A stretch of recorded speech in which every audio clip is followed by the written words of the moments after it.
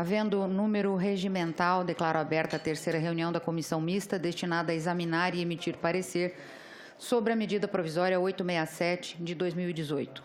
A presente reunião destina-se à realização de audiência pública para debater a matéria.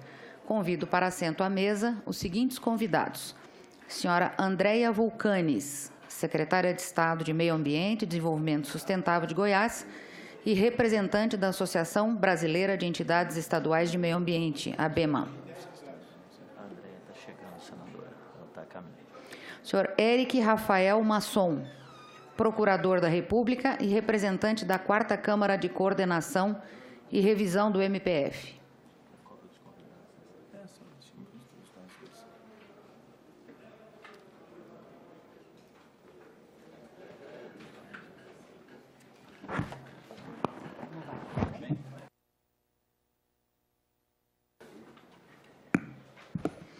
Senhora Roberta Deus Giudici, coordenadora do Observatório do Código Florestal.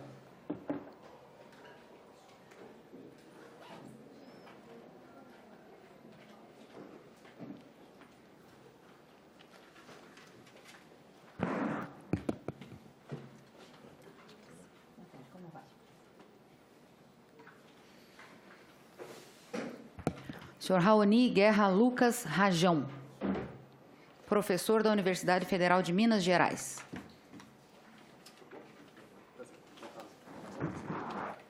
Vai, boa tarde. Prazer meu. Senhora Larissa Packer, representante da Grain América Latina e membro do Grupo Carta de Belém.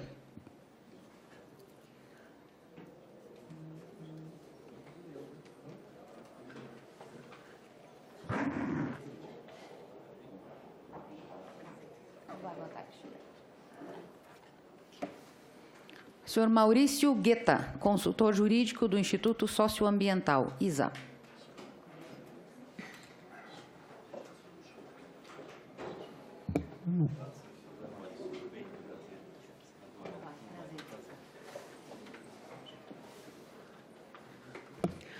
O professor Gertz Sparovec comunicou que não poderá comparecer à audiência. Nós estamos aguardando que chega em seguida, segundo a informação aqui da assessoria, a senhora Andréia Vulcanes, que ainda não tomou assento à mesa.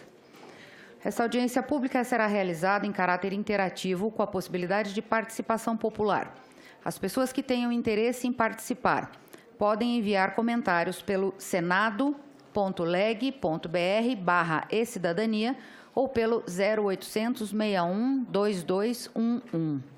De acordo com as normas regimentais, a presidência adotará os seguintes procedimentos. O convidado fará sua exposição por 10 minutos e, em seguida, abriremos a fase de interpelação pelos parlamentares inscritos. A palavra aos parlamentares será concedida na ordem de inscrição. Concedo, então, agora a palavra ao senhor Eric Rafael Masson.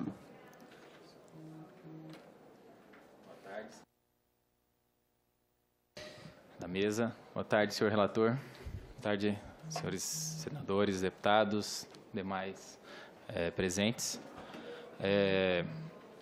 Eu vim representando o Ministério Público Federal para a participação da audiência pública. Acredito que a audiência pública deve ter sido convocada para discussão, principalmente da questão das emendas, né? O texto legislativo ele é muito objetivo, né, sobre a possibilidade de aumento de concessão de prazo para a PRA, mas não fala nada sobre o CAR.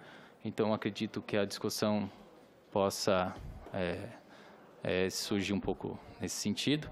Então, eu venho aqui muito como observador do Ministério Público para verificar como o processo legislativo vai se conduzir, né, sobre essas questões de emenda, principalmente. Sobre uma emenda específica, né, que trata do CAR declaratório, do PRA declaratório. Assim, uma coisa que eu posso dizer da minha atuação, eu sou procurador da República no estado de Mato Grosso, né, inclusive de onde vem a presidente aqui da mesa, e lá a gente tem muito problema ambiental, né, senadora? E os nossos problemas ambientais vêm muito problema, os problemas decorrem muito também da falta de regularização das terras, né?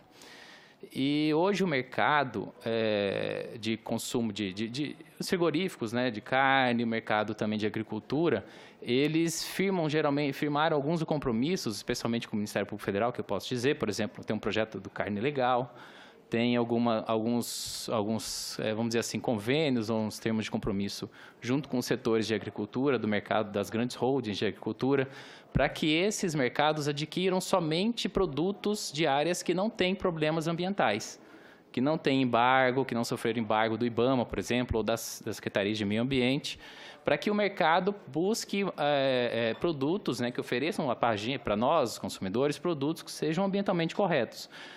E dentro do mercado internacional, isso é mais ou menos uma exigência, né?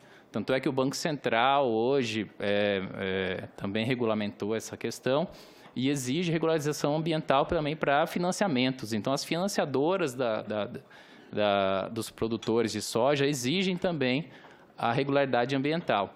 E quando não há essa regularidade ambiental e verifica-se essa inconsistência, geralmente essas holdings sofrem ou dessas empresas, elas sofrem alguma ação judicial, né? No Ministério Público a gente demanda, ou então tenta também alguma de forma extrajudicial, mas elas, enfim, elas são demandadas porque estão comprando de lugar que não está ambientalmente correto.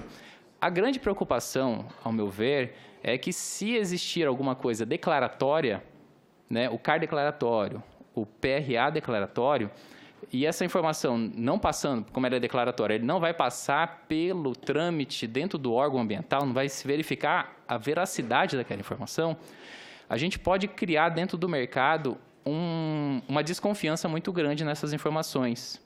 Por quê?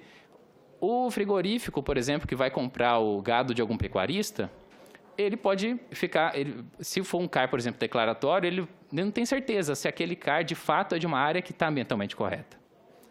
E aí, se ele não tem essa certeza, ele pode eventualmente sofrer alguma punição, por exemplo, né? E aí, como é que vai ficar o mercado? Hoje ele está se autorregulando para que os produtores rurais tenham regularidade ambiental. Esse é o caminho, é esse caminho que o Brasil quer, né?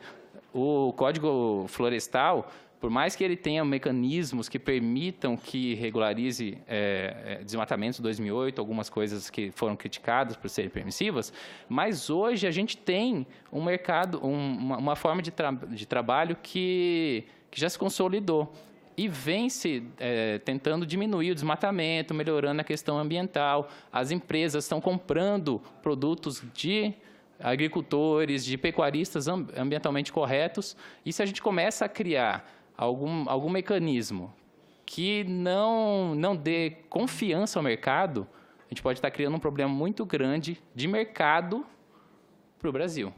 Não só mercado nacional, como mercado internacional. Então, é só uma ponderação, né, que eu gostaria de fazer, né, e também estou aberto aqui com algum tipo de questionamento, se Vossas Excelências assim quiserem.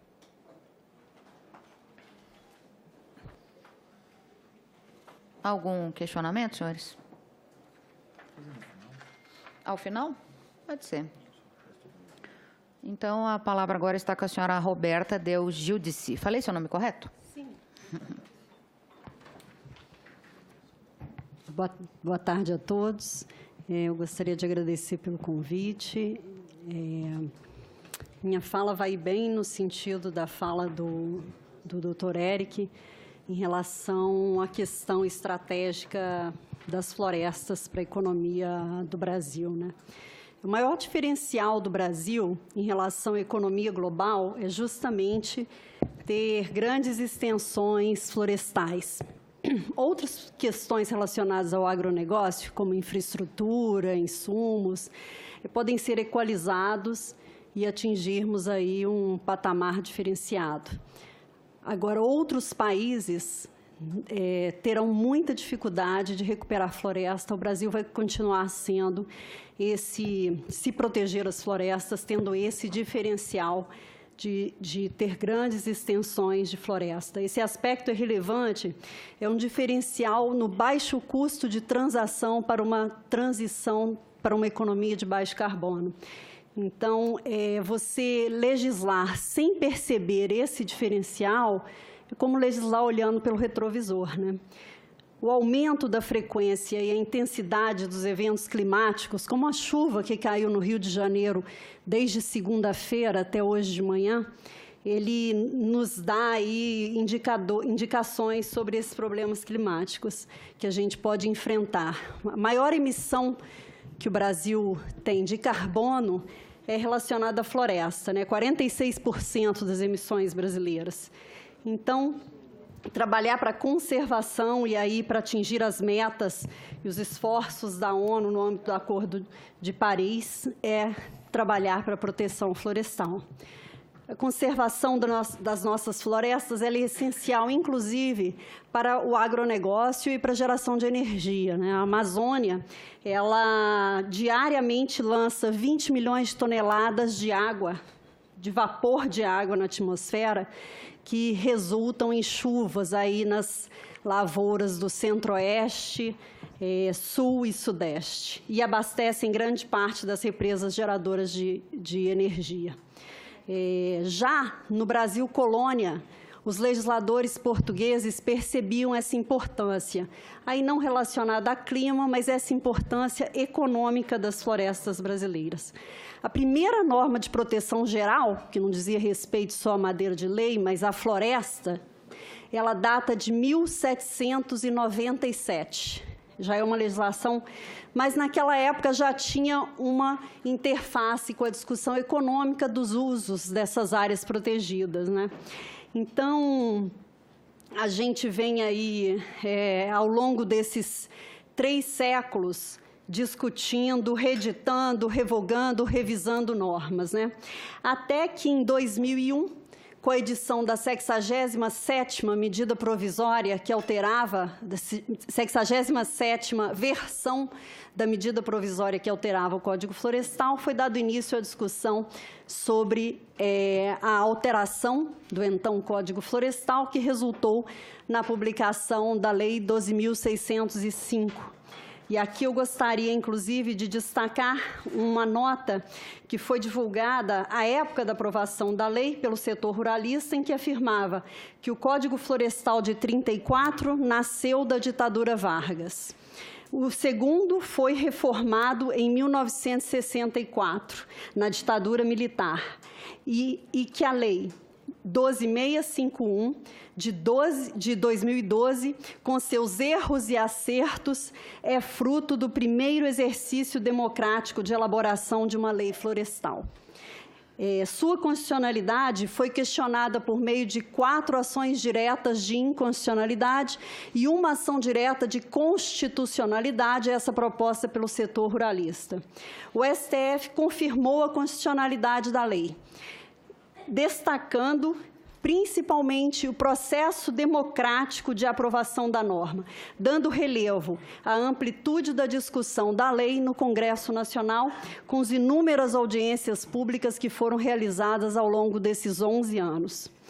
Com a participação de diversos segmentos sociais e econômicos, com a consideração de seus respectivos interesses e realidades.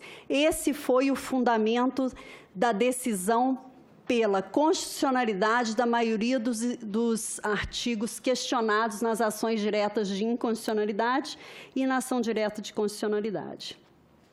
Desde sua edição, entendimentos sobre a aplicação da norma vêm sendo rediscutidos, vem sendo formando entendimentos e a lei vem sendo melhor aplicada, né? O programa, em fevereiro de 2008, então, foi julgado também pelo STF a confirmação de que o programa de regularização ambiental era constitucional, na forma disciplinada pelo Código Florestal. Esse programa ele se baseia na celebração entre os órgãos ambientais e os proprietários e possuidores de imóveis que precisam se adequar, um compromisso de que haverá essa adequação.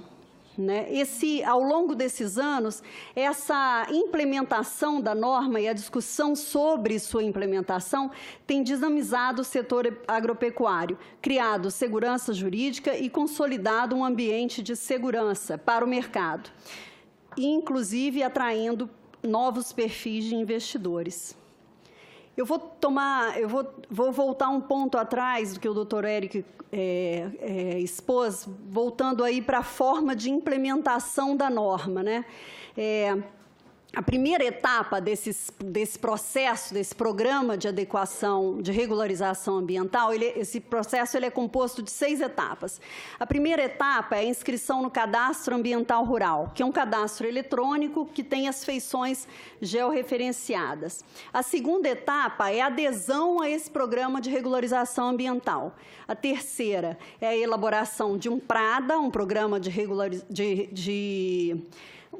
recuperação de áreas degradadas. A quarta é a assinatura de um termo de compromisso. A quinta é o monitoramento e a implantação desse termo de compromisso. E a sexta etapa é a conversão das multas e dos danos ambientais causados em serviços ambientais na recuperação desses danos e aí a regularização final dos imóveis rurais. Esse processo de adequação, ele vai além do exercício simples de coerção estatal. Nele acontece isso segundo o STF. Nele, as partes equilibram as penalidades e premiações, em que aqueles que voluntariamente buscam o Estado se regularizam perante a lei, por meio desse processo.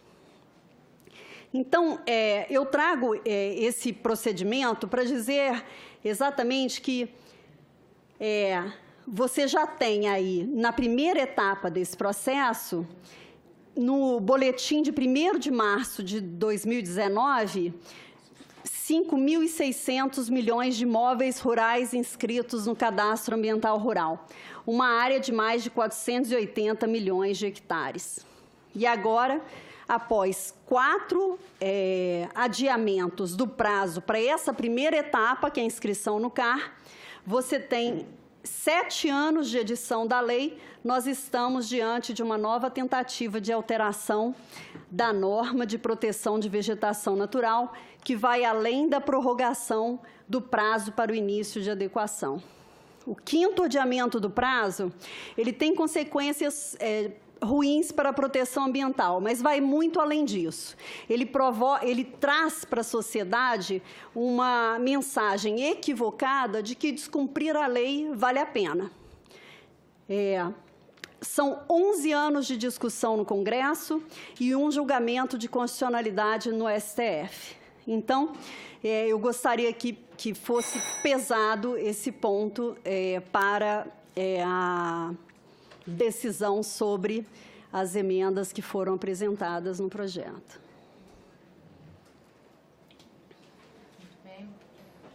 Muito obrigada, senhora Roberta. Uma vez que ficou deliberado que as perguntas serão feitas ao final, eu passo então a palavra ao senhor Raoni Guerra Lucas Rajão.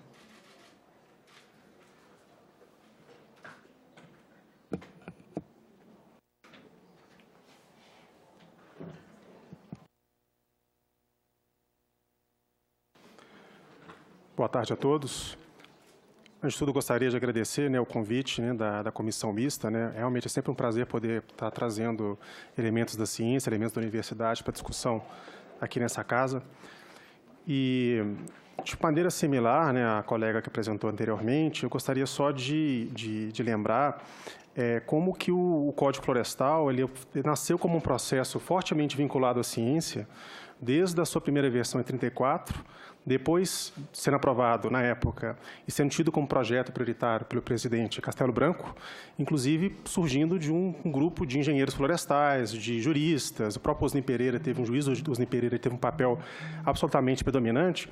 E é importante ver como já desde essa época, inclusive tem um documento fascinante que está arquivado aqui dentro do Congresso Nacional, que é um dossiê com todos os documentos, com todos os pareceres, inclusive do ministro da Agricultura, que foi quem trouxe esse projeto, né, para casa, onde ele reafirma a importância do projeto, inclusive da preservação de 50% das áreas de reserva legal na Amazônia, que já consta no projeto original do presidente Castelo Branco.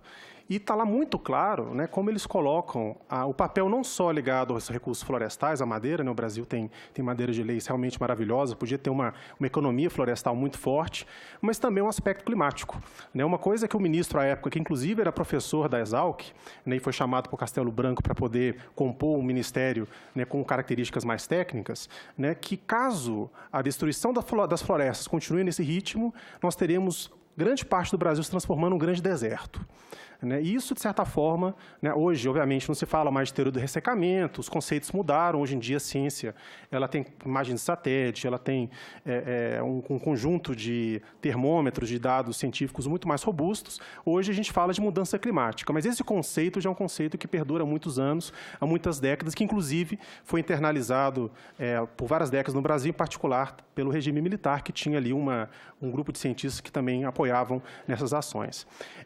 Especificamente com relação ao Código Florestal, a mudança dele de 2012, né, eu que estudo há mais de uma década esse assunto, segui de perto o processo, inclusive em Mato Grosso, né, conheço bastante bem o Estado, tive a honra de ir lá, de conhecer não só, né, a capital e o governo, mas também ir no campo, conversar com os produtores de soja, pecuária, inclusive tenho amigos, né, e parentes que moram lá, né, que são produtores também. E o interessante é que houve, de certa forma, um grande acordo, né, um repactuamento do Código Florestal com a sociedade brasileira. E a sociedade brasileira representada aqui por essa casa. De um lado, houve um perdão de 58% de todo o desmatamento ilegal ocorrido antes de 2008. Inclusive, esse número provém de um estudo nosso, publicado na revista Science, onde nós quantificamos, aplicamos, através de um modelo computacional, o código, né, propriedade por propriedade, a partir de imagens de satélite. Agora, por outro lado, né, o que foi garantido para a sociedade brasileira é que a nova lei ia ser, de fato, cumprida. Né? Então, é muito importante a gente também avaliar a longo prazo o que significa isso, né? O que significa fazer um pactuamento, né, e, de certa forma, ter uma dificuldade de cumprir isso. E aí, especificamente, para a medida provisória, eu trago aqui alguns elementos, alguns dados, para permitir para os senhores poderem tomar, e senhoras, decisões com relação a isso. Em primeiro lugar, né, deixa eu tentar mudar aqui isso. Né, rapidamente, só a nossa equipe, nesse trabalho, um trabalho dessa envergadura não se faz sozinho, né? Somos quase 30 pessoas que atuam nisso, também junto com o professor Britaldo Soares Filho. Enfim, serão 3 perguntas bem objetivas ligadas aqui à medida provisória. Primeiro ponto, é justificável o fim do prazo de inscrição no CAR e a exigência da inscrição para obtenção de crédito? E aí, eu vou trazer para vocês um estudo que eu fiz com outro grupo de pesquisadores, principalmente da USP, onde nós quantificamos os vazios do cadastro ambiental rural. Né? Efetivamente, onde que falta as pessoas entrarem nesse cadastro? Né? E a gente nota que, de um lado, existe uma cobertura muito alta, né? A maior parte dos municípios no Brasil tem 90%, né, ou mais de presença do cadastro ambiental. Inclusive, aqui a gente fez uma metodologia um pouco diferente do Serviço Florestal Brasileiro, que, em vez de utilizar o dado do IBGE, que costuma subestimar essas áreas, nós efetivamente vimos, né, quais são as áreas que não são atribuídas para outros usos, né, não são unidades de conservação, terras indígenas, e, por isso, são potencialmente privadas. Né? E a gente nota que tem, por exemplo, no 1, áreas que são basicamente vazios demográficos, né? Ou seja, áreas que existe pouca presença e pouca atividade agropecuária, então, de fato, é natural, né, que não haja uma cobertura grande do CAR. Você vê ali no ponto 2 áreas, principalmente ali no sertão, norte da Bahia, que são extremamente pobres, né, que existe uma atividade agrícola, sim, mas existe uma dificuldade, principalmente dos pequenos, de aderir, que a gente tem que lembrar que, pela lei, a obrigação do Estado prover a inscrição dos pequenos. E, em terceiro, né, são áreas com que tem uma atividade agropecuária muito intensa, áreas muito ricas, como, por exemplo, o Mato Grosso do Sul, né, onde você tem ali, talvez, alguns produtores que não estejam ainda aderindo. Isso aqui, esse estudo foi feito com dados de 2018. Eu trouxe os dados até mais recentes. E aí eu vou dar um zoom em 2 áreas, uma área no norte ali da Bahia e outra área em Mato Grosso do Sul. E o interessante que a gente vê, isso aqui, por exemplo, é o município de Três Lagoas, que é um município muito interessante, que de um lado está entre os 100 mais ricos do país, né? Existe ali uma atividade agropecuária pujante, muito forte, né? Muito ativa, inclusive contribuindo para o PIB nacional. Acho que é consenso, né, de nós aqui da importância do agronegócio para o país, né? E que já no início do processo de cadastramento, isso aqui é de 2016, você vê uma quase ausência total de áreas cadastradas, sendo que a gente sabe da existência de imóveis rurais, não só pelo PIB gerado ali, mas também, vocês estão vendo em amarelo, são as áreas declaradas ao INCRA, né? São imóveis rurais que são no sistema SIGEF, a gente tem acesso a esses dados. Até 2018, olha a quantidade de área onde você tem o cinza, né, que é o cadastro, e aquelas que têm só o amarelo, que são áreas que são claramente propriedades rurais e que decidem se manter fora do cadastro ambiental rural. Aí, a partir do momento que tornou-se clara a sinalização que agora não teria mais a prorrogação do CAR especificamente, que seria necessário o CAR para crédito rural, você tem em poucos meses uma migração em massa. Ou seja, de certa forma, os produtores eles estavam decidindo explicitamente não se expor perante os órgãos ambientais e, se não fosse o fim do prazo, eu tenho certeza que eles continuariam, de certa forma, escondidos, né? Já, por exemplo, Mucururé, no norte da Bahia, uma renda per capita de R$4.000. Realmente, assim, uma região miserável, né? Onde só 8% das propriedades têm mais de 100 hectares, ao contrário da maioria no caso anterior. E entre 2016 a 2019, você vê um ganho muito pouco, e mesmo com a obrigatoriedade do cadastro para a obtenção de crédito agrícola, né? Exatamente pela dificuldade, pela condição social daquela região. Segundo ponto, que inclusive ligado principalmente às emendas que foram trazidas aqui para a MP. A vegetação nativa informada no cadastro ambiental rural é suficiente para gerar, eventualmente, um PRA declaratório, né? um PRA autodeclaratório, onde o dado já é informado como a lógica do imposto de renda. Você, a partir disso, aprova. E o que a gente fez? Nós pegamos todas as áreas declaradas de vegetação nativa e comparamos com as imagens de satélite classificadas pelo Instituto Nacional de Pesquisas Espaciais. E o que a gente descobriu, mesmo tendo uma tolerância de mais ou menos 10%, porque às vezes não se encontra exatamente a mesma área, tem pequenas diferenças, então é importante ter essa tolerância, que em 80% dos imóveis do Pará e do Mato Grosso, agora a gente está fazendo esse estudo para o país, declaram menos floresta do que as vistas pelas imagens de satélite. Ou seja, o produtor, ao desenhar as áreas de vegetação, está escondendo floresta do poder público, né? Sendo que isso, principalmente no caso dos médios e grandes, que inclusive aqueles que estão devendo floresta, geram um déficit menor, né, de reserva legal, né, porque em alguns casos é declarado floresta a mais, né, de modo a evitar, eventualmente, cobrança, mas eventualmente compensação.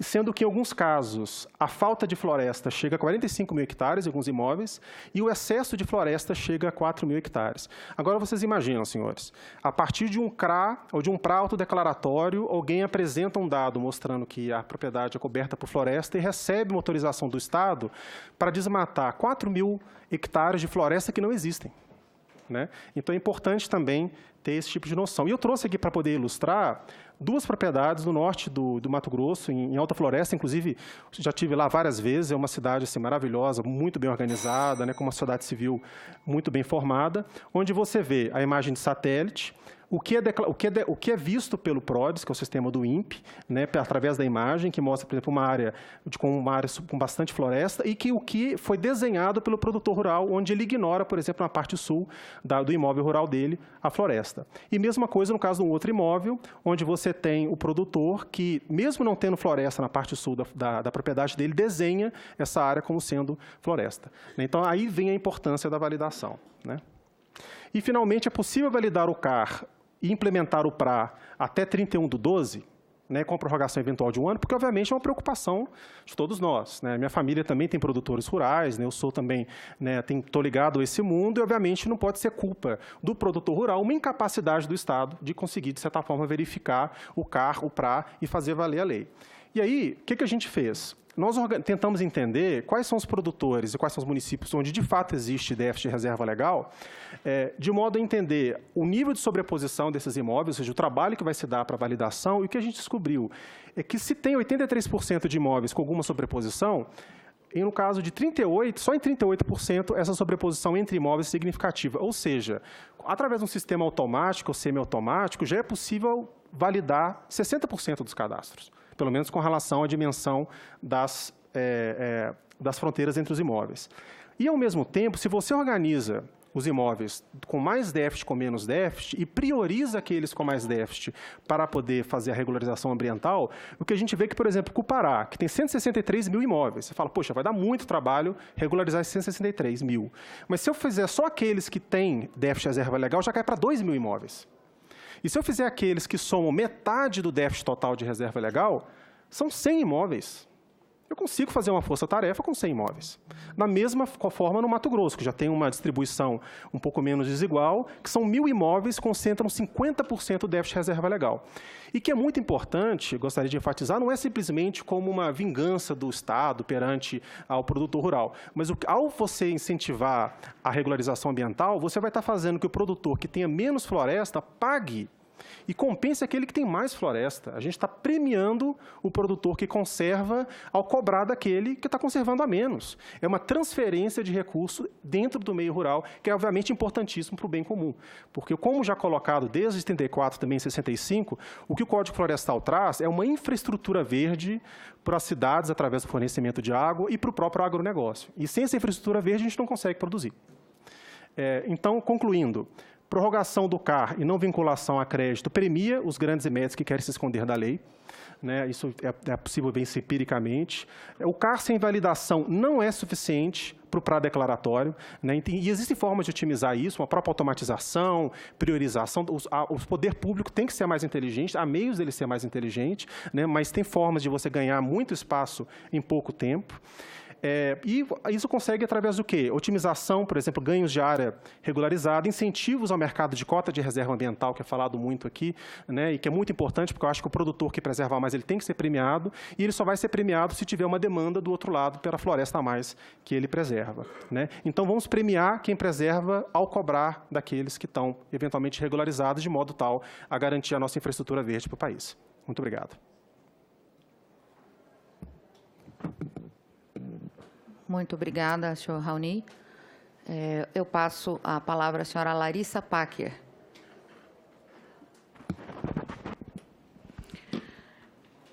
Eu vim convidada, agradeço o convite de participar do debate, muito relevante, né? Eu venho como representante do GRAIN na América Latina e também como membro do Grupo Carta de Belém. E apenas uma informação aqui, o link para interação aqui parece que não está funcionando. Tem algumas pessoas que estão querendo enviar mensagens, enfim, de casa e não está funcionando. Não sei se daria para corrigir a tempo, né? Então, apenas uma observação. Não, apenas resgatando o que os meus companheiros que me antecederam falaram, a proteção ambiental ela não pode mais ser ligada a uma barreira não tarifária ao comércio, né? Desde 1700 e tanto, com a lei de proteção geral de florestas, o Código de 34, o Estado já intervém na propriedade para garantir, no mínimo, o suprimento de madeira para a principal fonte energética, né, daquele tempo, em 1934. A quarta parte da propriedade, ou 25%, já se exigia a reserva legal. Isso, no começo, com um aspecto econômico, mas é óbvio, com o amadurecimento das sociedades, foi se vendo que isso era vinculado à dignidade da vida, né? Acesso à água, acesso à irrigação para a agricultura, enfim. Então, isso está mais do que superado. E a gente pode ver, por exemplo, num momento em que nós passamos de 2008 a 2012, negociando artigo por artigo, dispositivo por dispositivo do Código Florestal, reabrir o debate do Código Florestal através de emendas, né? Principalmente, sem nenhuma vinculação com o objeto principal da medida, que é o prazo, né? Trazer emendas fora do contexto do prazo, ela parece querer reabrir um debate que foi feito dentro de um ambiente democrático, minimamente democrático, com comissões temáticas, com várias audiências públicas. Reabrir isso num rito de emergência, de medida provisória, seria temerário, e assim como o doutor Eric disse, ele fortalece a insegurança jurídica, tanto para fora quanto para dentro do mercado consumidor. Esse ambiente de insegurança jurídica, pode passar a primeira, ela trouxe... é aqui? Como faz? Assim? Sim. Essa que aponta para cá. Esse último aqui. Não, só uns dados que todo mundo conhece, mas o ambiente de insegurança jurídica durante a aprovação do Código, né, Logo, e também durante, aí não está, mas de 2008 para 2009 houve aumento do desmatamento por conta da insegurança. Ah, vai ser possível área consolidada? Não vai. Qual o tamanho da reserva legal? Enfim, nós tivemos sucessões de aumentos também ligados à insegurança jurídica que o Código Florestal levava. No momento que nós estamos quase em que a China e os Estados Unidos podem assinar um acordo de suprimento de soja, a gente voltar com uma abertura de normas para além desse prazo do PRA, isso fortalece a insegurança jurídica do país em relação à sua norma ambiental, e o que pode trazer mais desmatamentos e hoje, o amadurecimento da sociedade coloca o direito humano ao meio ambiente equilibrado como um direito humano.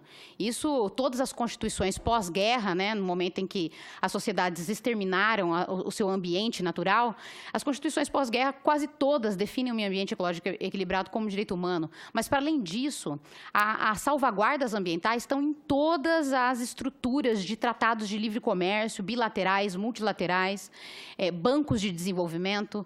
Então, quando a gente procura, de uma maneira apressada, através de um rito de urgência, como é uma medida provisória, abrir novamente discussões em que nós fizemos durante 2008 a 2012, é extremamente infeliz para o Brasil, principalmente com relação à segurança jurídica da sua norma ambiental e da conformidade da sua produção agrícola e também minerária, né, para fora, né? Todos os bancos acabam se vinculando, né, às suas regras à comprovação de conformidade ambiental. E os Estados Unidos, por exemplo, de 61 a 2015, ele diminuiu o uso agrícola, a área de uso agrícola e pecuária. Então, ele diminuiu a área de 447 milhões para 400 milhões de hectares.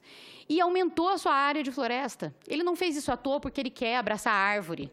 Ele fez isso exatamente porque há uma consolidação da tutela ambiental dentro de ambientes, inclusive com relação a ambientes de comércio, importação e exportação. A China, no seu Banco de Desenvolvimento, as salvaguardas do Banco de Desenvolvimento, o BRI, Belt and Road Initiative, onde a China está levando infraestrutura para exportação em toda a região ali do Pacífico, inclusive overseas, aqui para a América Latina, ele está ajustando a sua infraestrutura toda ao green, né, ao verde. Então, nesse momento, eu gostaria de destacar a dificuldade comercial e também ambiental de se reabrir debates num rito de emergência. Então, caberia a gente tratar aqui da questão do prazo especificamente. Pode, aí sou eu que passo. Aqui? Onde que eu tenho que apontar, gente?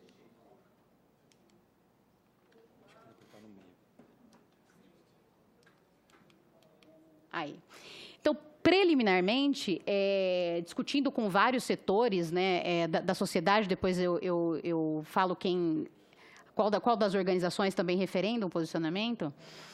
O próprio Supremo Tribunal Federal, em 15/10/2015, já julgou a questão das emendas de contrabando, né, as chamadas emendas de contrabando. Então, qualquer emenda que não versem sobre o prazo de pra e cara, né, se a gente quiser associar, eu vou associar esses prazos mais para frente, segundo a própria Resolução 1 de 2002 do Congresso, elas deveriam ser liminarmente indeferidas pelo presidente da comissão. Então, a gente sugere o indeferimento liminar de, ao menos, 30 emendas que não têm como seu objeto a questão do prazo, né? Para vocês terem só um exemplo, discutir o que por exemplo, uma das emendas, não é equivalência ecológica, identidade ecológica, isso deve se chamar aí, precisa-se de um rito ordinário, de uma lei ordinária, uma comissão temática, chamando especialistas. O que é identidade? O próprio conceito traz, identidade área semelhante. O que é área semelhante? Áreas com... Então, a própria conceituação, ela é mais vaga do que o próprio conceito. O significado fica mais vago do que o próprio conceito. Então, trabalhar esse tipo de reabrir as negociações do Código Florestal no rito de urgência de uma medida provisória é inconstitucional, além de ser extremamente desaconselhável nesse momento em que nós estamos vivendo. A parte 1 eu vou falar um pouco da inconstitucionalidade da desvinculação dos prazos do CAR e do PRA. Por quê?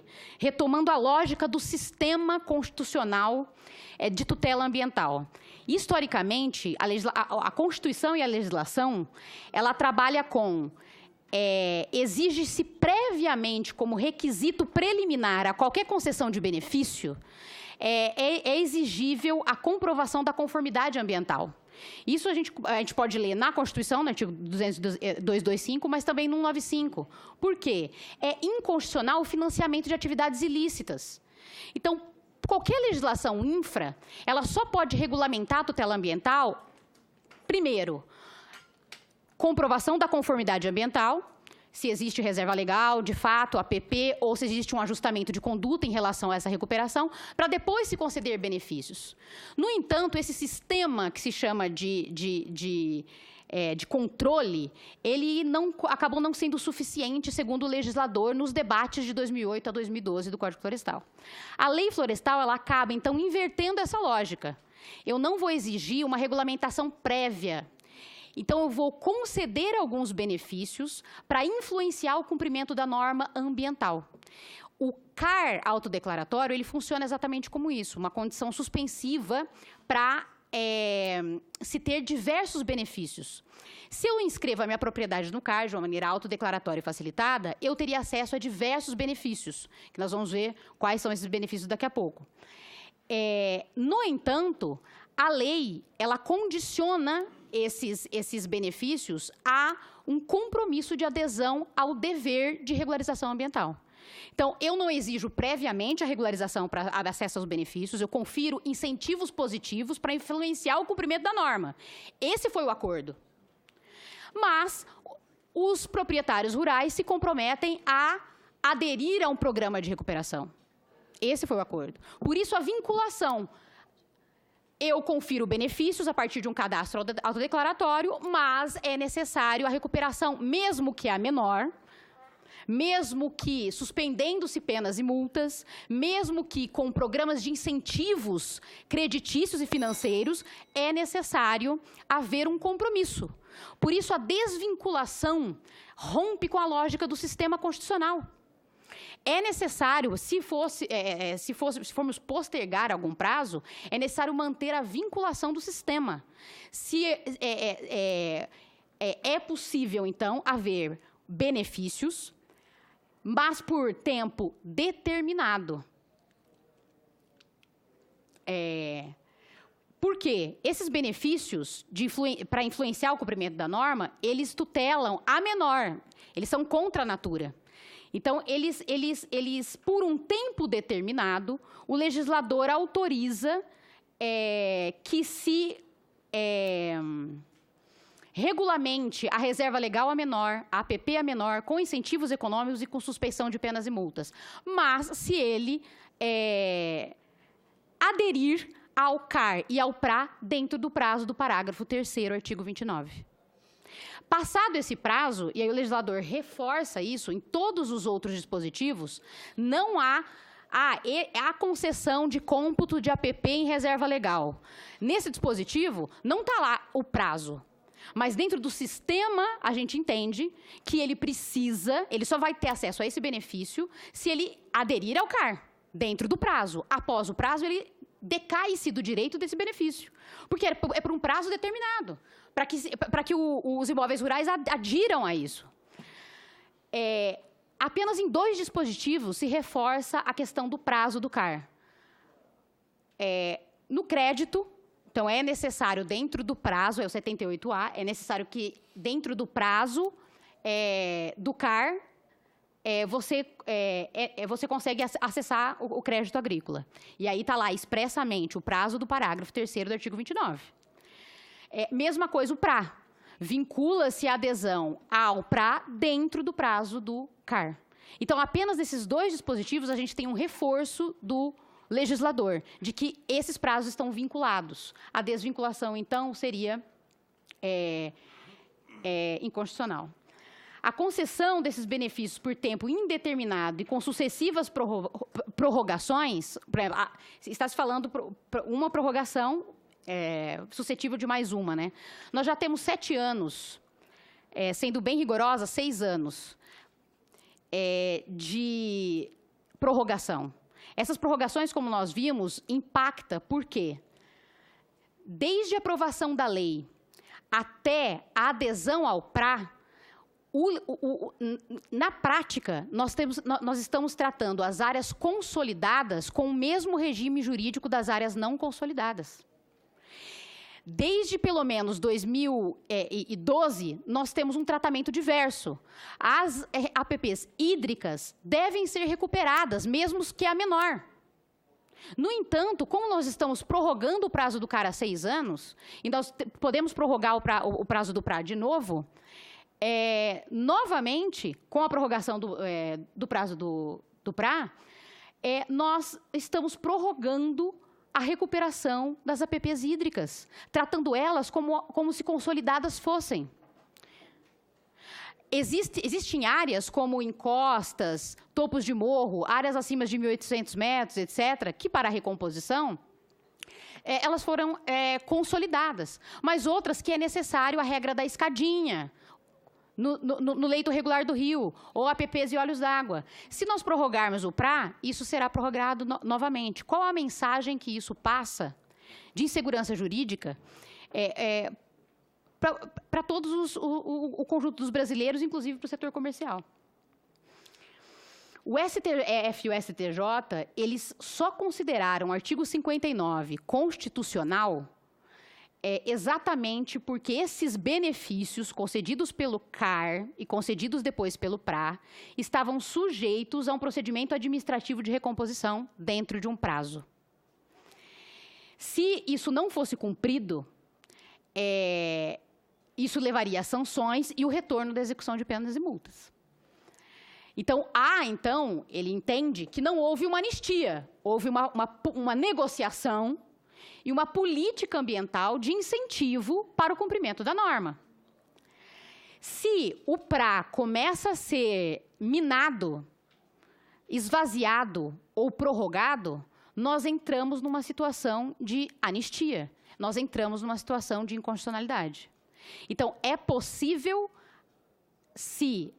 ao esvaziar-se o PRA e o cumprimento do PRA, uma nova ação de inconstitucionalidade com relação a isso. Porque confere-se uma série de benefícios do CAR sem o ônus, mesmo que a menor, do PRA. Então, você entra num ambiente de fato consumado, de regulamentar áreas consumadas e não consumadas da mesma forma. Então, você entra num ambiente de inconstitucionalidade, podendo ser novamente decretada a inconstitucionalidade da norma. Só para deixar claro, já vou terminar, o Código ele oferece três balizas para concessões de benefícios. A primeira baliza é a própria publicação da lei, até a adesão ao PRA ou até a inscrição da CAR, ela trouxe 3 benefícios, sem nenhum tipo de conformidade ambiental. A mera aprovação da lei, ela trouxe proibição de autuações da publicação da lei, a partir da publicação da lei, por infrações até 2008. Os órgãos ambientais estão engessados. Eles não podem aplicar novas multas ambientais por infrações cometidas até 2008. Isso com a mera publicação da lei. Até quando? Até a adesão do PRA. Após a adesão do PRA, pode-se, então, haver as autuações. A partir da inscrição... Não, a partir da publicação da lei também, concede-se a continuidade das atividades agro-silvio-pastoris nas áreas consolidadas. E também das áreas não consolidadas até a adesão ao PRA. É o PRA que faz com que as APPs hídricas sejam recuperadas a menor. Se eu postergo a adesão do PRA, eu postergo novamente a recuperação das áreas de APP hídricas, incentivando o fato consumado, que é inconstitucional, fato consumado em matéria ambiental, entrando de novo no ambiente de inconstitucionalidade. O terceiro benefício, apenas com a publicação da lei, é o crédito agrícola. O crédito agrícola ele poderia ser acessado até o prazo final do CAR. após o prazo do CAR, apenas com CAR é que você pode acessar. Mas até 31/12/2008, qualquer imóvel rural poderia acessar apenas com a publicação da lei. Então, olha a quantidade de benefícios contra a natura que nós negociamos de 2008 a 2012 e que foi aprovado na lei. Eu me pergunto, novamente, nós vamos entrar com emendas e reabrir as flexibilizações do Código? Novamente, a segunda baliza, a partir da inscrição autodeclaratória no CAR, o Raoni acabou de colocar aqui a dificuldade disso, dele ser autodeclaratório e do PRA ser autodeclaratório, já que há inconsistências de, no mínimo, 30% as inconsistências, né? Mas o legislador, mesmo sabendo dessa autodeclaração, a mera autodeclaração do imóvel rural, independentemente de adesão ao PRA, traz uma série de benefícios. Cômputo de APP em área de reserva legal, dispensa de registro de reserva legal no cartório de imóveis e gratuidade, a possibilidade de recomposição de reserva legal, independentemente de adesão ao PRA, com 50% de exóticas, e a menor, isso não está vinculado ao PRA, a APP está vinculada, mas a da reserva legal não está. Então, a mera inscrição autodeclaratória no CAR traz uma série de benefícios,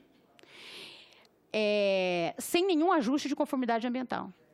E, a partir da adesão ao PRA, até a assinatura do termo de compromisso, né, dentro do prazo de inscrição do CAR, então, a vinculação aí aparece, né, o prazo do PRA e o prazo do CAR.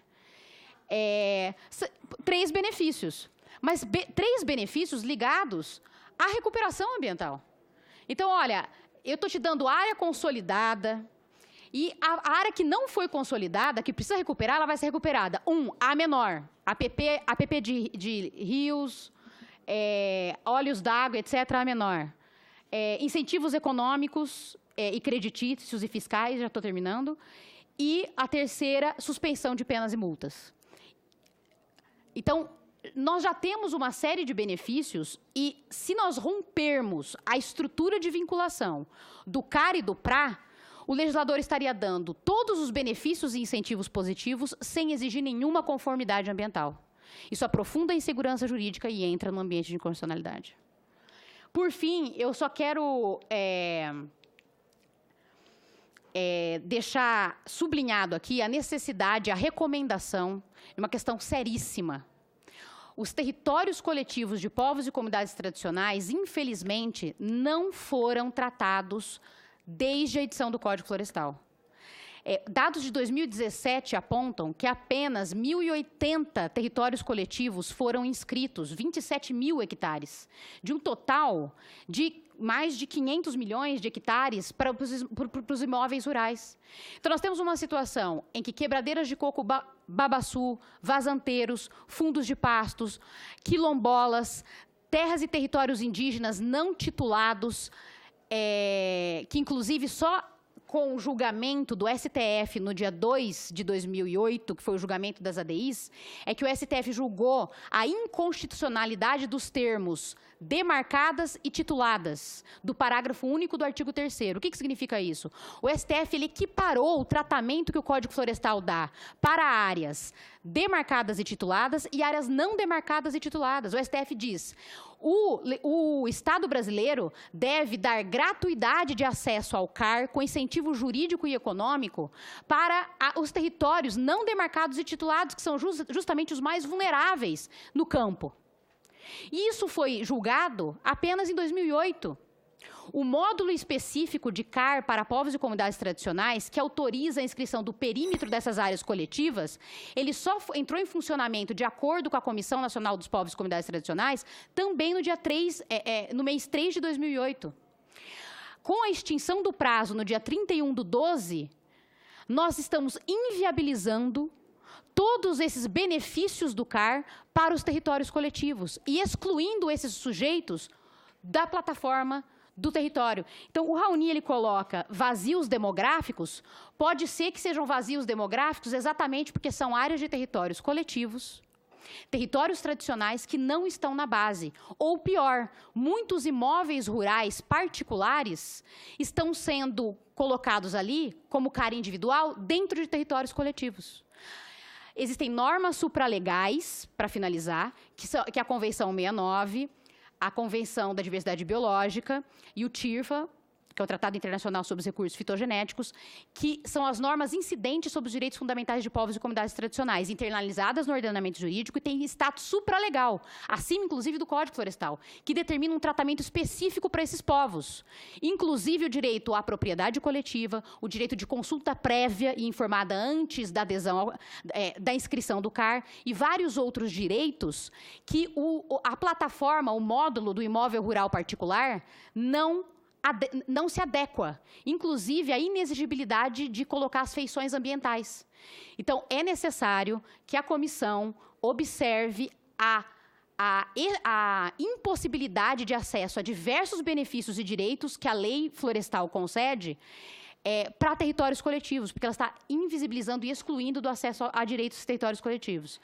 A recomendação seria que a comissão mista possa convidar representantes do CNPCT e de povos indígenas e comunidades quilombolas, principalmente territórios não titulados e demarcados, para vir aqui, para que nós teremos que debater isso de frente, o que fazer com as consequências da extinção do prazo para territórios coletivos.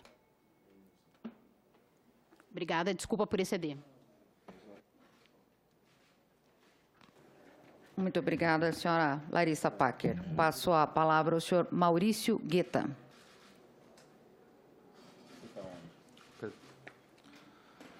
Senhora senadora, presidente, juíza Selma, senhor relator, deputado Sérgio Souza, senhor deputado Nilton Tato, coordenador da Frente Parlamentar Ambientalista. Em nome do Instituto Socioambiental, agradeço o convite. É sempre uma honra para o Instituto poder compartilhar algumas posições e contribuir na construção do relatório e da manifestação desse Congresso Nacional. Inicio a minha breve apresentação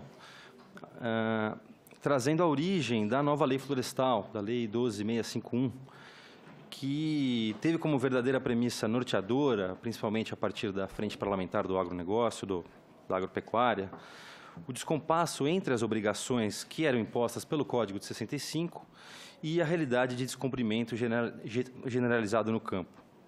Alegou-se, então, a necessidade de conferir segurança jurídica aos produtores, de modo a permitir o cumprimento integral do Código, a necessidade de um novo Código para que esse Código pudesse ser, então, cumprido, aliando-se, portanto, produção agropecuária e preservação do meio ambiente. Com base nessas premissas, o Congresso Nacional aprovou a Lei 12.651 e trouxe no seu âmago, de um lado, a concessão de isenções ao produtor rural, como, por exemplo, dispensas de recuperação de áreas de preservação permanente, reservas legais e também anistias a multas e sanções penais. E, de outro lado, a garantia de um pacto legal pela regularidade ambiental das propriedades rurais, o que, evidentemente, se traduziu no Cadastro Ambiental Rural e no Programa de Regularização Ambiental. Tais instrumentos de regularização ambiental, portanto, foram a contrapartida para se permitir as dispensas de recuperação de APP reserva legal e as anistias. E, apesar dessas premissas, até hoje, passados quase 7 anos da edição da lei, infelizmente, a gente não tem ainda o efetivo cumprimento do Código e a adesão integral ao Programa de Regularização Ambiental. Evidente que uma das causas desse problema que afeta o cumprimento do Código é a deliberada falta de vontade política para prover a estrutura necessária aos órgãos ambientais para que eles possam cumprir com a sua missão institucional.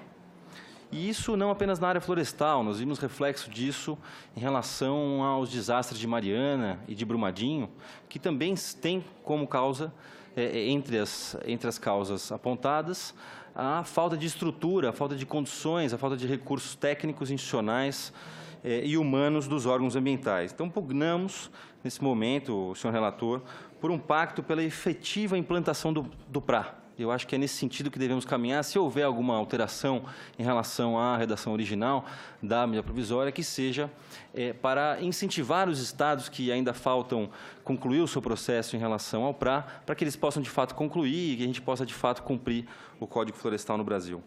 Mas, feita essa introdução a respeito dessas premissas do Código Florestal, eu destaco aqui a nossa preocupação especial em relação às emendas que foram apresentadas a essa medida provisória. Foram 35 emendas e eu diria que, no mínimo, 30 delas não guardam qualquer relação de pertinência temática com o objeto inicial da medida provisória. E eu diria, inclusive, senhora presidente, que, se aprovadas essas medidas ou essas emendas, representarão verdadeira revisão do Código Florestal, que não seria interessante, acredito, que nem para o setor produtivo e nem para o setor que defende, enfim, a proteção do meio ambiente. Haveria a reabertura de uma situação de insegurança jurídica no campo. A gente teve...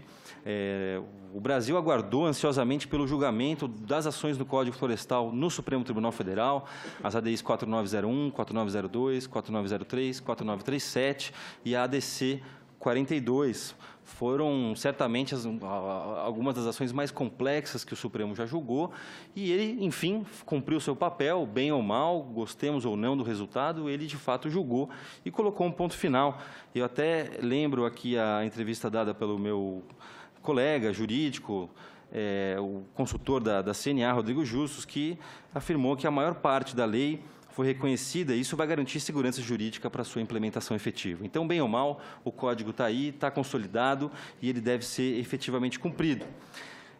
Também recordo um breve trecho da fala do ministro Luiz Fux, que foi relator dessas ações no Supremo Tribunal Federal. Ele disse que a Câmara e o Congresso, naquela oportunidade, realizaram 70 audiências públicas, e a votação foi maciça. Então, essa foi uma premissa que foi adotada pelo ministro para considerar constitucional parte do Código Florestal naquela oportunidade. E, mesmo assim, foi uma votação bastante apertada. Em diversos pontos, o resultado, o placar de votação no Supremo foi 6-5 ou 7-4. Então, acredito que, num rito sumaríssimo, que é o rito próprio de medidas provisórias, não há qualquer possibilidade de a gente discutir uma alteração tão significativa como tem sido proposta por algumas emendas. E aqui eu vou, em breve, destacar algumas delas. Infelizmente, não tenho tempo para comentar 35 emendas, e acredito que nenhum dos expositores tem aqui esse espaço, e isso, inclusive, justifica que essas emendas não sejam acatadas. É impossível se realizar um debate a respeito dessas emendas, e mesmo os parlamentares não têm essa possibilidade, dado o rito sumaríssimo que é adotado em medidas provisórias. No ponto, um argumento formal para que não se acate essas emendas, evidentemente, é a ação direta de inconstitucionalidade 5127 do Distrito Federal. A relatora foi a ministra Rosa Weber, e eu peço vênia para ler um breve trecho da sua decisão, que é uma decisão vinculante para todos os poderes da República. Abre aspas, essa Suprema Corte tem reiteradamente afirmado a inconstitucionalidade de alterações normativas incluídas por emenda parlamentar, quando desprovidas de vínculo de pertinência material com o objeto original da iniciativa normativa. O que tem sido chamado de contrabando legislativo, caracterizado pela introdução de matéria estranha à medida provisória submetida à conversão, não denota, ao meu juízo, mera inobservância de formalidade, e sim procedimento marcadamente antidemocrático, na medida em que, intencionalmente ou não, subtrai do debate público e do ambiente deliberativo próprios do rito ordinário e dos trabalhos legislativos a discussão sobre normas que irão regular a vida em sociedade. Então, essa decisão ela tem, de fato, um caráter vinculante, e me preocupou quando da abertura... Senhora presidente, senhor relator, quando da abertura dos trabalhos nessa comissão, me preocupou uma discussão sobre se emendas que versassem sobre o Código Florestal em si, se essas emendas poderiam ser ou não consideradas contrabando legislativo. E lembro que o objeto original da medida provisória é a prorrogação do prazo do PRA. Então, somente um artigo singelíssimo, a medida provisória tem um artigo de mérito que trata da prorrogação do prazo do PRA, e há emendas que pretendem impor alterações no regime jurídico de áreas de preservação permanente, de reserva legal, pretendem determinar caráter meramente declaratório de CAR e PRA, que já foi comentado pelos palestrantes que me antecederam. Então, nos preocupa bastante essa possibilidade. Aqui eu faço uma analogia, senhor relator. Imagine se uma medida provisória pretendesse alterar o Código de Defesa do Consumidor, por exemplo, o capítulo que trata da publicidade nas relações de consumo. Não se poderia, evidentemente, emendas pretender alterar os capítulos referentes à proteção à segurança e à saúde do consumidor ou o capítulo referente às práticas abusivas do consumidor. Da mesma forma, o Código de Trânsito Brasileiro, uma medida provisória que pretendesse alterar as normas sobre condução de veículos por motoristas profissionais, não poderia ser emendada por normas a respeito de sinalização de trânsito. São temas que não são correlatos, não guardam pertinência temática com o objeto original da medida provisória. E o Código Civil, na última analogia, em relação a uma medida provisória que pretende alterar o sistema de contratos e que, eventualmente, traga emendas sobre direito de família ou bens imóveis. Não é porque a emenda trata do Código em si que ela pode versar sobre qualquer tema do Código. Ela deve guardar relação de pertinência temática com o objeto dela central e original. Então, feitos essa primeira prerrogativa formal em relação ao trabalho legislativo, quero lembrar que os presidentes das casas têm exercido o seu papel. O deputado presidente Rodrigo Maia tem feito isso com unidade de conservação, o deputado Nilton Tato se lembra disso, né? E também quero lembrar que eventual inserção de novos temas em medida provisória pode trazer uma amplitude insuportável de contraditório no processo legislativo, de modo a impedir a aprovação da própria medida provisória no seu conteúdo original. Nós vimos isso, por exemplo, com a medida provisória do setor elétrico. Ela foi drasticamente alterada pelo relator e, ao final, acabou não sendo aprovada nem o seu texto original e nem as emendas que se pretendeu aprovar. Eu vou rapidamente exemplificar, porque, como eu disse, não é possível comentar 35 emendas, mas para que a gente possa ter uma ideia da desvinculação do objeto original da medida provisória com o objeto dessas emendas. Emendas 2 e 17, senhora presidente, pretendem reinserir a possibilidade de instalação de aterro sanitário em área de preservação permanente, por exemplo, em faixa marginal de rios. O Supremo julgou esse tema como inconstitucional e a comunidade científica toda aponta que os danos ambientais seriam gravíssimos da instalação de um aterro sanitário à beira de rio, por exemplo. Então, essas emendas, evidentemente, devem ser rejeitadas. A emenda número 11, que trata da aprovação ou validação tácita do cadastro ambiental rural após 5 anos. Os expositores que me antecederam já demonstraram o absurdo que seria isso, mas eu trago mais um dado que foi levantado pela organização ICV em 2017, né, que eles colocam o seguinte: dados de 2017 apontam que, neste ano, havia 4,2 milhões de imóveis cadastrados no CAR.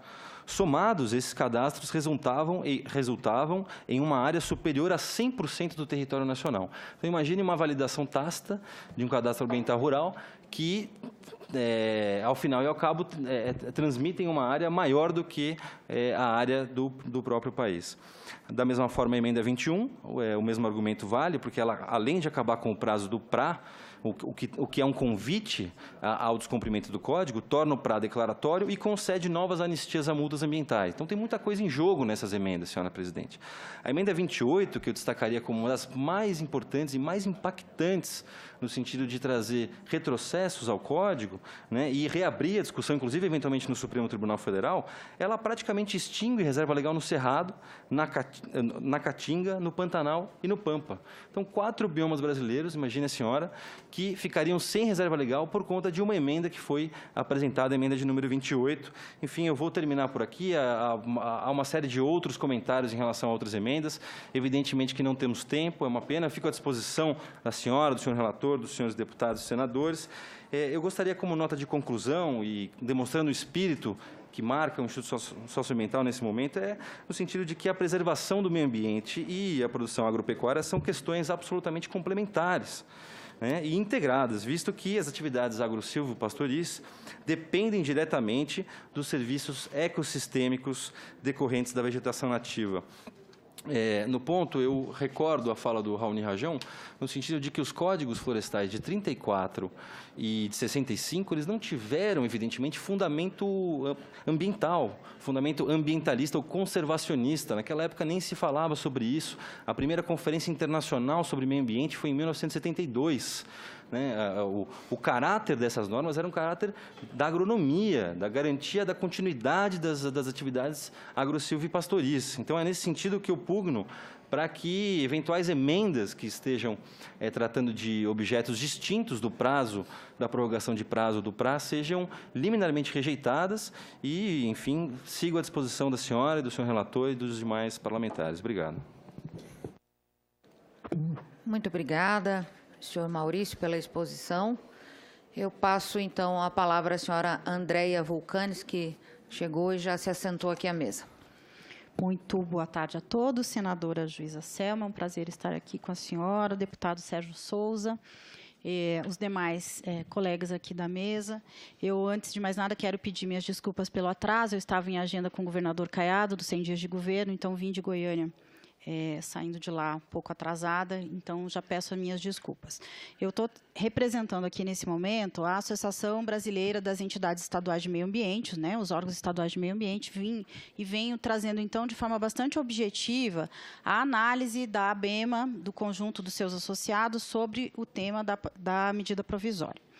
Aqui, as discussões que ocorreram no âmbito da ABEMA, que foi essa semana sobre esse tema, apontam duas questões bastante importantes. A primeira, ao indicativo majoritário dentro da ABEMA, no sentido de que não há mais necessidade de prorrogação do CAR.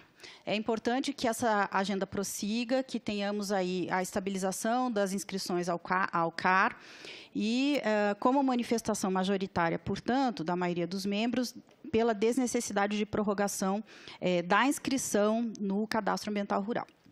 No entanto, no que diz respeito ao PRA, há aqui uma consideração bem importante a ser feita, né? Uma coisa, entendemos que seja a inscrição ao CAR, que gera e abre os benefícios previstos, né, no Código Florestal, e outra coisa diz respeito à inscrição no PRA. É importante que fique registrado como, na prática, isso tem acontecido. Os estados, cada um dos estados, aderiu a todo o processo de CAR e PRA de forma diferenciada. Alguns estão no âmbito do sistema federal, outros têm sistemas próprios, e isso seguiu uma lógica individualizada, considerando cada realidade estadual. E, nesse sentido, há muitos, na maioria dos estados, em razão da adesão ao CAR federal, já o próprio sistema, no ato de inscrição do CAR, ele não conclui enquanto o interessado não informa se ele tem ou não interesse em aderir ao PRA. Então, isso é importante que se registre, porque muitos fizeram uma manifestação de interesse de adesão ao PRA, outros não. Outros responderam no questionamento que não tinham interesse, muitos porque ou não conheciam os benefícios, outros porque não entendiam, né, por questões próprias de não haver essa necessidade. O que a gente tem verificado, no entanto, é que a qualificação da adesão ao PRA, no âmbito prático, ela se dá depois da análise do CAR. No caso do CAR federal, há um módulo de análise já instalado que faz essa análise automatizada para que o proprietário já tenha uma noção de quais são as obrigações e os benefícios que surgem a partir dos passivos declarados e vislumbrados no âmbito do programa. No entanto, se vislumbra também uma realidade de que muitos deles ainda não conhecem essa realidade. Eu vou falar, por exemplo, do Estado de Goiás. O Estado de Goiás não instalou, por decisão própria, o módulo de análise automática, está aguardando as análises ocorrerem individualmente. Nós temos hoje, com a realidade instalada administrativa dentro do órgão hoje, uma fila de 25 anos para a conclusão das análises de CAR. Ou seja, entre a necessidade de iniciar a recuperação e a efetiva possibilidade de assinatura dos termos de compromisso relativos ao PRA, nós temos aí, em Goiás, 25 anos, em muitos estados esse período não é muito diferente, alguns têm uma velocidade um pouco mais rápida, porque conseguiram se organizar administrativamente para esse âmbito de análise, mas o importante que se verifica no conjunto desse contexto é que, ainda que tenha sido aderido ao CAR, ainda que haja uma intenção positiva já manifestada no âmbito do cadastro para adesão ao PRA, essa adesão ela só se consolida de forma efetiva e que garanta os direitos do proprietário, de acordo com seus interesses, depois da análise. E nós estamos em um gap entre o processo de análise e a efetiva entrada em processo de recuperação. Bom, então, diante disso, a ABEMA fez algumas sugestões de alteração ao texto da medida provisória. A ABEMA mesma pode encaminhar, enfim, o texto final, mas com a ideia de que, primeiro, não haja uma nova prorrogação até dezembro de 2019, não há necessidade, e ainda mais com a possibilidade de mais um ano. Então, essa é a manifestação majoritária dos membros da ABEMA.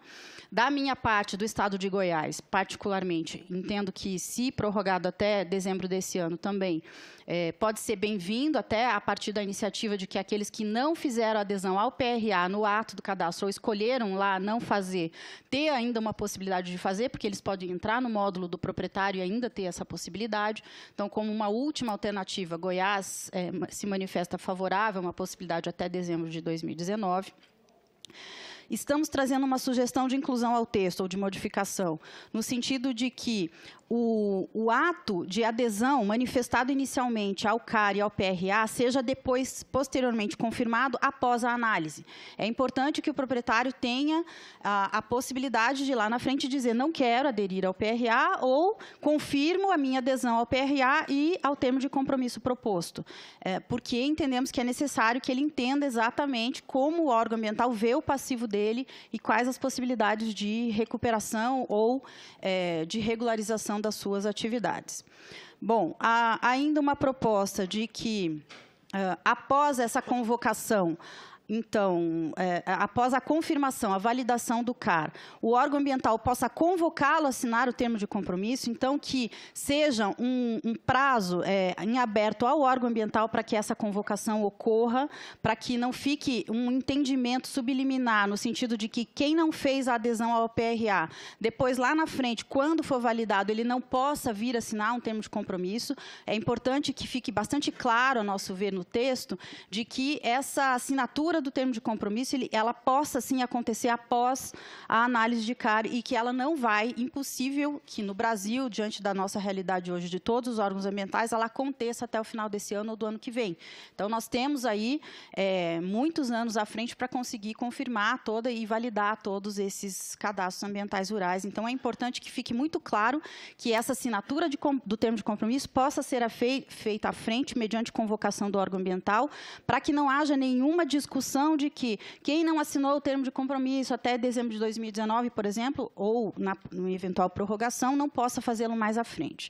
E, por fim, também estamos trazendo uma sugestão de que o interessado possa iniciar imediatamente as atividades de adequação, e, em o fazendo, será garantido o direito dele de incluir essas atividades no termo de compromisso, para que ele possa oferir os benefícios, porque, diante desse universo de tempo ainda que os órgãos ambientais vão levar para confirmar, nós não podemos ficar aguardando, ou que o proprietário não inicie com medo de não ser beneficiário do PRA e dos benefícios previstos no Código Florestal para quem aderiu.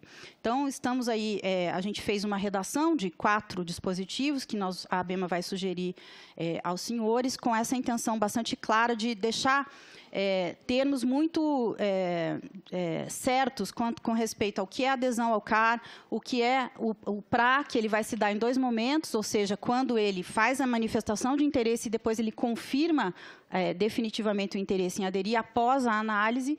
Uma vez feita a análise, ele assina o termo de compromisso e realiza, então, as atividades, podendo, inclusive, iniciá-las antes, o que será considerado no termo de compromisso que venha a ser disposto a ele mais à frente. São essas as manifestações da ABEMA. Muito obrigada. Muito obrigada, senhora Andréia. Com essa última fala, nós encerramos as falas dos senhores convidados. E eu pergunto, então, se há questionamentos. Pois não, deputado. Quero cumprimentar a presidente, senadora Juíza Selma. Cumprimento especial também ao deputado Sérgio Souza. Desafio muito grande de preparar o relatório no prazo curto. E cumprimentar o Eric, Raoni, Roberta, Larissa, Maurício, André. Até aceito o convite, né, para vir aqui contribuir. E deixa a gente muito feliz quando a gente faz esse diálogo com os órgãos públicos, com a sociedade civil, que acompanha, traz conteúdo, que muitas vezes a gente aqui dentro não tem agilidade e o tempo, porque às vezes o tempo para você produzir uma informação, um conhecimento, um entendimento, não é o tempo da política. E vocês acabam trazendo essa coisa que a gente não consegue fazer aqui. O tempo aqui, às vezes, é muito mais rápido, né? E aí é importante. Eu acho que é bem claro, ficou muito patente, inclusive na exposição, mas a gente que acompanhou de perto todo o debate ainda na época do Código Florestal, de que há um entendimento do conjunto da sociedade brasileira, não é só de ambientalistas, estou falando do conjunto, inclusive dos agricultores, dos produtores, das pessoas no campo e na cidade, de que os benefícios, podemos dizer assim, daquilo que se prevê no Código Florestal, do cuidado com as nascentes, do cuidado com as APPs, da reserva legal, da floresta, das condições de você manter um sistema que traga produtividade, inclusive no campo, do papel que as florestas têm, da chuva, entendeu, para a produtividade, da importância da produção agrícola e da importância dos serviços ambientais para a agricultura e, consequentemente, dos serviços ambientais das florestas para a produção da água para a agricultura, entendeu, para os animais, mas para as pessoas, como hoje as pesquisas demonstram, a umidade que vai para o sul, entendeu? É que vai a água para as represas, para a produção de energia, para a agricultura e para as pessoas que moram para beber água. Então, deputado Sérgio Souza, a população lá de Curitiba bebe a água que é a umidade que desce da Amazônia e vai para lá. Hoje as pessoas sabem disso, a ciência, a pesquisa mostra. Pois bem, mas nós tínhamos um Código Florestal que tinha instrumentos e, portanto, tinha uma dificuldade muito difícil. Se faz um acordo, mantendo esses valores, mantendo esse entendimento, e se dá um prazo para cumprir, né, fala assim, olha, nós vamos fazer o seguinte, para quem tiver tudo em cima, né, fazendo com que as propriedades cumpram a sua função social, né, ou socioambiental, tá? Então, para quem cumprir, vai continuar a ter os benefícios que a agricultura sempre teve. E sempre vai precisar ter desses benefícios. Tá? E aí, o que faz? Tá bom, mas então precisamos fazer funcionar, porque naquele momento se aplicou o Código Florestal, a primeira coisa que fez, falou assim, não vai, o Banco do Brasil falou assim, não vai ter mais crédito. E aí deu um auê, vamos rever então o Código Florestal. Se acordou. E agora deu um prazo para as pessoas se adaptarem, né? Entrarem, começarem a, né, fazer isso. E esse prazo é que está prorrogando. Então, é esse que nós precisamos ter esse entendimento. Tá? Não está em debate aqui o entendimento, né, e o reconhecimento por parte de todos de que precisa cumprir a sua função. Tá? Então, isso nós precisamos garantir com relação ao prazo. Tá? E aí, deputado Sérgio Souza, se eu fosse no caminho de colocar algo mais além de colocar o prazo, eu me atentava àquilo que a gente ouviu hoje aqui de conhecimento, e provavelmente o governo também tem, as suas instâncias, os estados já tem, daquilo de gente que está negando informação, coloca a informação, mas não coloca ela completamente, ou de boicota. Como é que se cria mecanismos para fazer valer, para cumprir? Se fosse. Porque na medida em que vai se implementando, e o Estado começa a apurar, que de repente você tem segmentos ou determinados lugares que está, podemos dizer assim, boicotando, é nossa responsabilidade pensar instrumentos para que se aplique a legislação. Para que se aplique a legislação. Né? Se fosse no caminho de colocar alguma coisa a mais, é isso. No mais, eu queria alertar de que, como se trata de uma medida provisória, eu falei na outra reunião passada, um tempo é muito curto para a gente pensar determinadas mudanças no plenário, né? E a gente sabe que, se de repente não prorrogar, para alguns segmentos pode ter problema. Apesar da avaliação da Andréa, né, da exposição, que coloca, né, que fala, olha, pelo menos o cadastro não precisava mais prorrogar, começava já a aplicar, entendeu? Tirar os benefícios daqueles que não, por razões diversas, evidentemente que tem razões aí de que não ter condições financeiras para ter feito, o Estado não cumpriu o seu papel. Mas tem uma porcentagem, por exemplo, como foi dito aqui, tá, que não aplicou, tá, que teria condição de fazer e que não fez por boicote, a gente já, né, como já foi identificado. Tá? E eu queria também uma pergunta específica para a Roberta, que vai um pouco nessa linha. Com a prorrogação, com essa prorrogação, qual será o impacto em relação ao crédito rural, especificamente? Eu só falo do crédito rural porque é o que mais pega, entendeu, desses benefícios que estão colocados. Obrigado, presidente. Pois não, a senhora pode responder. Foi para a senhora Andréia, né? Ah, para a Roberta? Pois não, com a palavra. Obrigada, deputado Newton. Então, na verdade, a única consequência do Código Florestal nesses 7 anos de implementação para o produtor rural foi que o crédito rural só seja concedido com a inscrição no CAR. A simples inscrição, então você precisa apresentar lá o comprovante de inscrição no CAR. A lei não pede nenhuma análise de validação de situação desse CAR. No entanto, tem algumas instituições financeiras que, por força da análise de risco, e aí risco até de imagem dessas instituições, elas têm verificado o status dessa inscrição.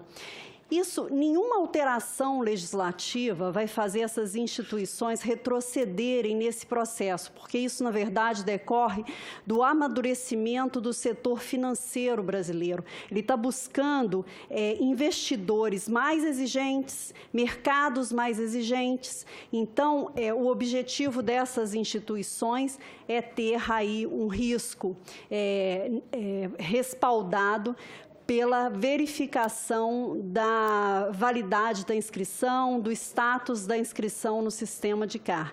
Tem 5 emendas que propõem essa alteração, alterações aí da aplicação ou da finalidade ou do prazo para a verificação da inscrição para concessão de crédito, mas elas efetivamente não gerarão um grande impacto sobre a concessão de crédito pelas instituições financeiras. Satisfeito, senhor deputado? Pois não. Mais algum dos presentes deseja fazer alguma pergunta? Eu reitero que essa audiência pública é para toda a população. O senhor quer fazer considerações? Senhor relator, fica à vontade. A senhora vai...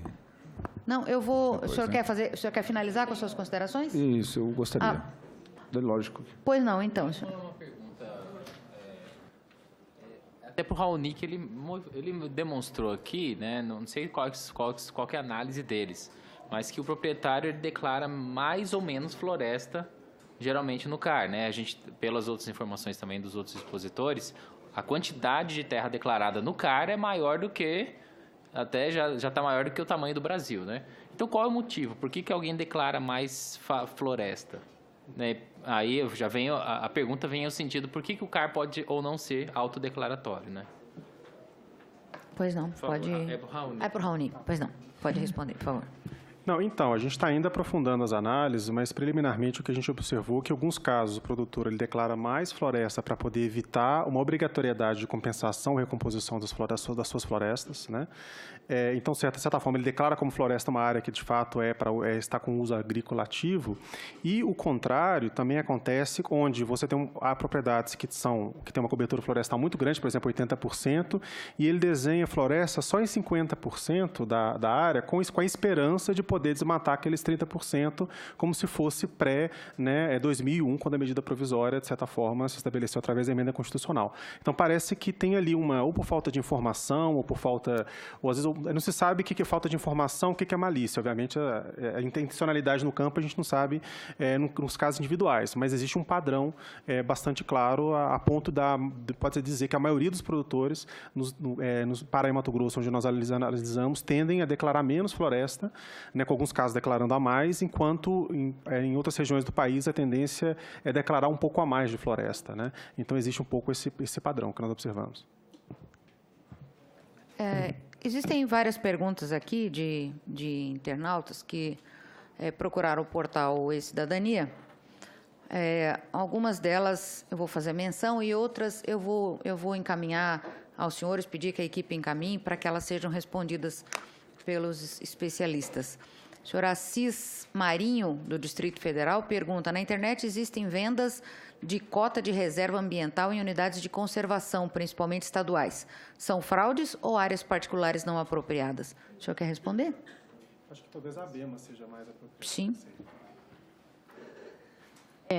As unidades de conservação, de fato, elas têm muitas propriedades privadas que não foram desapropriadas, especialmente nos casos das de proteção integral e que precisam de desapropriação, de modo que há um indicativo e uma necessidade bastante importante de que essas indenizações sejam feitas e a conversão, ou melhor, a compensação da reserva legal por doação de área nessas áreas a nosso ver, na visão da ABEMA e também no Estado de Goiás, absolutamente necessária, tanto para que a gente possa agilizar, inclusive, o processo de regularização das unidades de conservação, porque não há, efetivamente, alocação de recursos públicos em quantidade disponível para promover essas indenizações, quanto de fato, um benefício muito importante para os proprietários que têm passivos.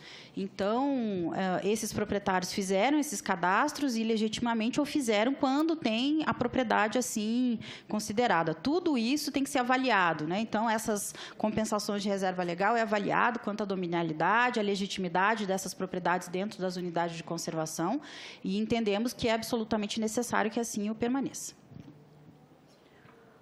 Posso só complementar rapidamente? Existe o ICMBio, no caso das unidades de conservação federal, inclusive já tem um cadastro público, onde aqueles interessados podem lá verificar as áreas que já foram validadas com relação à dominialidade, né? Então, talvez é legal, é possível que seja legal, mas eu não compraria, talvez, diretamente na internet, sem verificar com os órgãos ambientais. É necessário, aí, obviamente, verificar a veracidade dos dados. Ok. Há outras perguntas aqui, cujas respostas eu creio que sejam muito mais longas. A senhora Catarina Marques, de São Paulo, pergunta como as normas de reservas ambientais podem ser mais eficazes.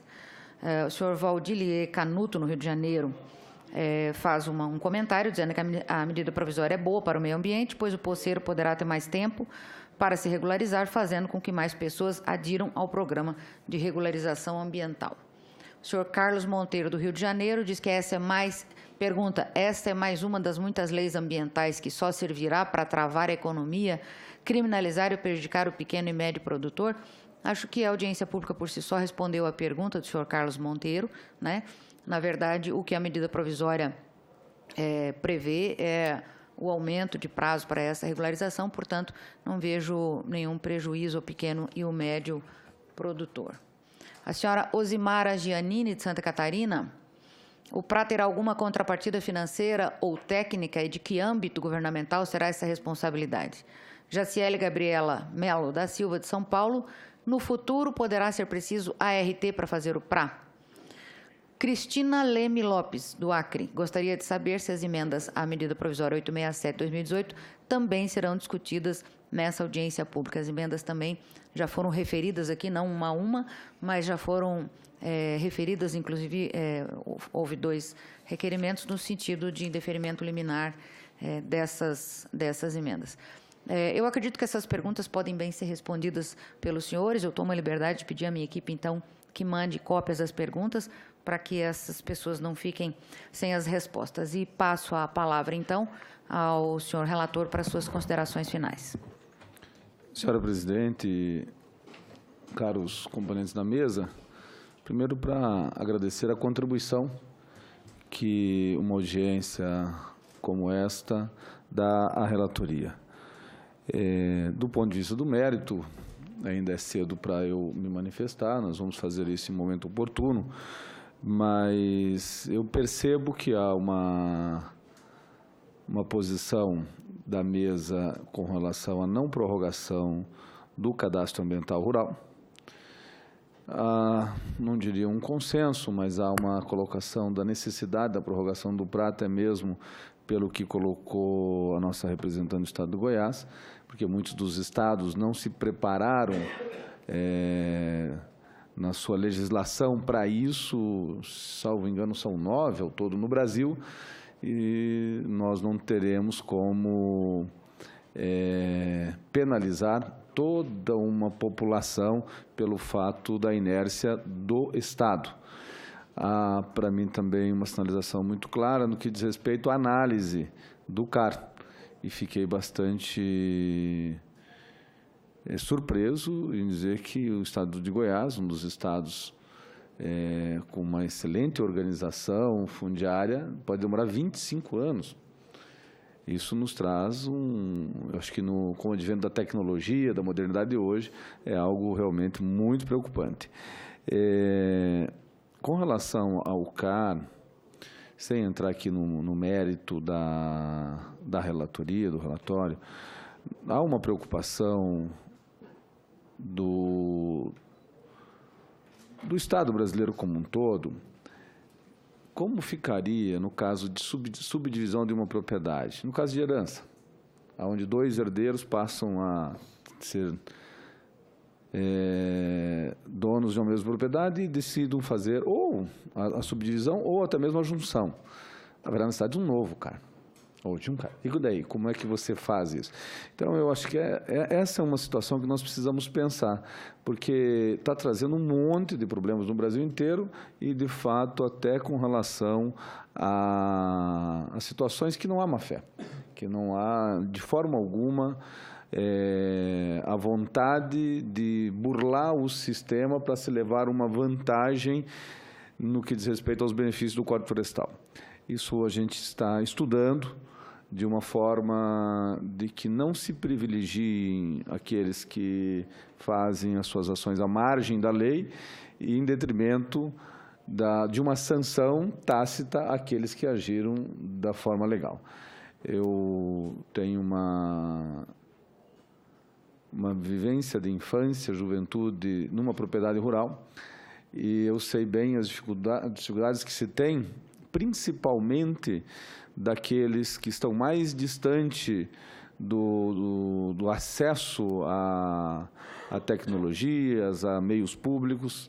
Olhando aqui o mapa colocado pelo Rony, dá para entender muito bem o porquê que algumas regiões do país não conseguiu avançar na questão do CAR. É muito claro isso. Não é má fé, má vontade. Eu não acredito que um agricultor do Agreste nordestino, ele fala assim, eu não quero aderir porque isso não é bom para mim. Não, às vezes é falta de conhecimento, falta de acesso, até o poder público, na responsabilidade que foi transferida aí aos governos de estados, talvez faltou financiamento, faltou dinheiro, inclusive é de obrigação do poder público suprir isso quando necessário, àqueles que não têm condições.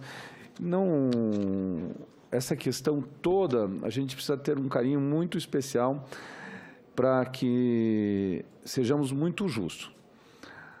Há uma percepção hoje no Brasil de que aqueles que agem de má fé, no jeitinho, aqueles que levam a vantagem, sempre são albergados por prorrogações ou por novas legislações, por refis e assim por diante. Isso não é bom. Isso não é bom para um país, para um Estado democrático de direito como o nosso, na medida em que aquele que, no passado, fez a sua conservação de APP, na forma da legislação antiga, ou até mesmo de reserva legal, hoje há todo um engessamento econômica daquela propriedade, não vem um benefício, nós todos sabemos aqui que não há nenhuma regulação de cotas de reserva ambiental, talvez agora podemos até avançar com o advento do Código Florestal na comercialização de algumas áreas. No entanto, aquele que suprimiu a vegetação, principalmente a APP, ele teve reduzido esta pela nova legislação, e poderá utilizar a diferença economicamente para sempre. Então, lógico que a gente tem essa preocupação como um todo, e eu falo aqui como alguém que conhece muito bem o campo e milito, inclusive, na defesa do produtor rural. Me preocupa algumas ponderações colocado por vossas senhorias. No entanto, nós teremos aí mais uma audiência pública e teremos o tempo hábil para nós colocarmos no nosso relatório um entendimento daquilo que seja justo, que seja bom para o desenvolvimento do nosso país, sempre olhando para a sustentabilidade. Talvez muitos não me conhecem, mas eu já tive assento aqui nessa casa também, e já estou no meu segundo mandato de deputado federal. Mas desde que cheguei no Parlamento Brasileiro, eu fui membro da Comissão de Mudanças Climáticas, relator e presidente por algumas vezes, e entendo que, sim, e temos que ter toda uma preocupação com o clima. Não sei, deputado Tato, se a influência da Amazônia chega até Curitiba, mas não tenho nenhuma dúvida que a influência do clima, nas chuvas de Curitiba, né, mas que a influência no clima pelo aquecimento global tem, sim, reflexo na nossa produção agrícola e nos regimes de chuvas que abastecem, inclusive, os nossos reservatórios. Mas, para mim, o tripé da sustentabilidade tem que... Tá, bem embaixo. Temos que, sim, olhar com carinho a questão econômica, o ambiental e o social. Não há como ter sobrevida no planeta se nós não tivermos um ambiente adequado e nem alimentos para os seres humanos. Então, não pode haver divergência neste entendimento. Nós temos que, lógico, achar a melhor forma de nós fazermos a convergência para que haja a sustentabilidade. Muito obrigado a todos, obrigado, senhora presidente, e fico satisfeito com a audiência pública. Muito obrigado. Bom, senhores, nos resta agradecer a presença de todos, dizer que foi mesmo muito produtivo esse encontro, né? Acredito que muito do que vocês disseram, eu confesso que não tinha conhecimento, não sou uma pessoa, eu sou urbana, não sou do rural, nem ambientalista, nem produtora. Então, a gente não tem muita intimidade com o assunto, assim, pelo menos não tem profunda intimidade. Portanto, as contribuições foram valiosíssimas. Agradeço a presença de cada um dos senhores, e nada mais tendo a declarar, eu declaro encerrada essa sessão. Obrigada.